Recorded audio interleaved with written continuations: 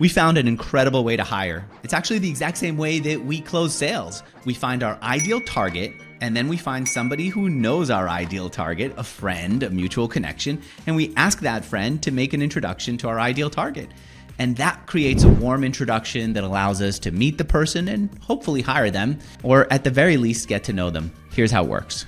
Step one here is putting a list together of second-degree connections that you're excited to get in touch with. For this use case in particular, we're looking to get in touch with former McKinsey, Bain, BCG consultants that have a background in growth marketing for positions at Ox Insights. In this case, use Sales Navigator, built out a bunch of filters. They used to work at these companies.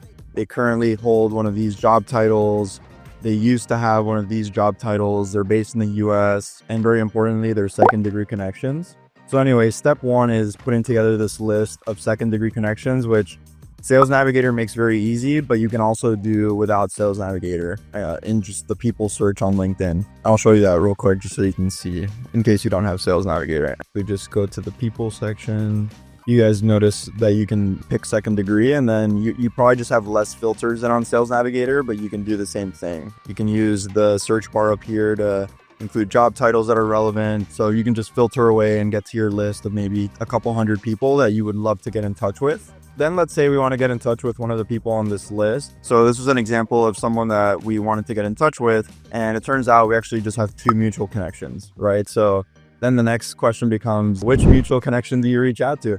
In some cases, there's like 50 mutual connections. And so the process becomes a little longer in terms of figuring out who might be the best one. But in this case, the process that I follow, and the reason I picked this one is just because there's 2, so it's a little bit quicker. But I typically start by looking at the previous messages that we've had with the person. And in this case, you can see that this person, Rana, was somebody that probably commented on one of Jesse's posts, and we sent him a guide, but isn't probably one of Jesse's close connections by any means. So then we look at Ash, and Ash is interesting because, they go way back. And what's interesting is Jesse asked for some introductions back in 2022, and he was helpful. And if someone's helpful once, they're probably going to be helpful again. It's like every year there's a, mutual intro with this person. Again, he was helpful. Between these 2 people, it was pretty clear that Ash would be the right person to reach out to. And so we did, right? So this was January 28th, so a couple weeks ago. Hey, do you happen to know Christine? That's it. It's just like, you're not asking for an intro at this point. It's just like, do you know this person well? Yeah, look at how short that is. I really do notice that people, when they're doing it for the first time, go long. And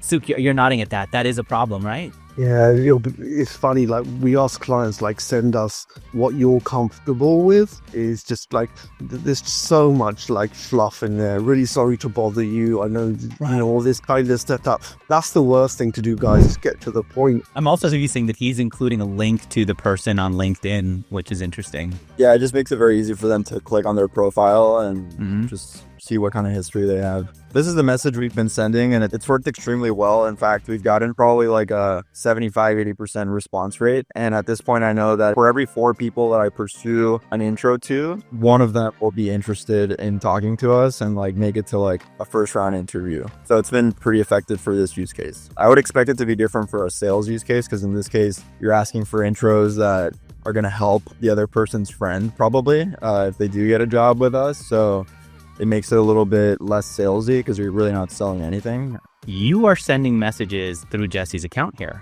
And the reason I'm saying this is I want to point out for people who are thinking about scaling, we know that you want to scale. We know that you don't want to send messages yourself. We ask you to send messages yourself so you can feel what works for you, so you can see this and experience it. But we know that you're going to eventually bring other people on to support you. This is just not the first step, but it is one of the steps. I did want to show one example because I saw somebody asked a question about someone getting annoyed if you've asked them for things before. So I actually coincidentally pulled up an example that shows a little bit of like a weird interaction, but still worked out. So this guy's interesting. They go way back, and you'll see in November 22, there was an ask, sorry, Robo Jesse. I don't know him very well. So this guy's like catching on potentially. Wait, funny. It's catching on to the fact that there's another human being or some automation in here. Got it. So Jesse just like, Robo Jesse, you mean growth assistant Jesse. And so he's acknowledging that there's a growth assistant on this. Yeah.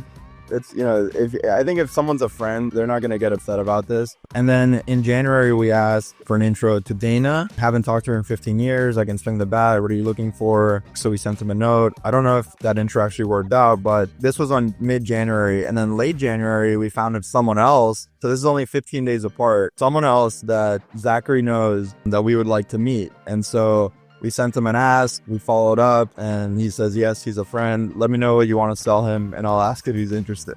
We'll say it'll save time. I'm looking to sell anything, so we're just saying, hey, we're just trying to hire people like Jeremy at Ox. And so he said, sure thing, sent him a blurb. And there it is. And once we get our mutual connection to make an introduction to the person we want to meet, we take the conversation into email and we start things off that way. It's a wonderful way to meet people who we plan to hire. And also it's the exact same way that we close sales. We find someone who we want to meet, we find someone we want to close, and then we get an introduction to them from a mutual friend or connection.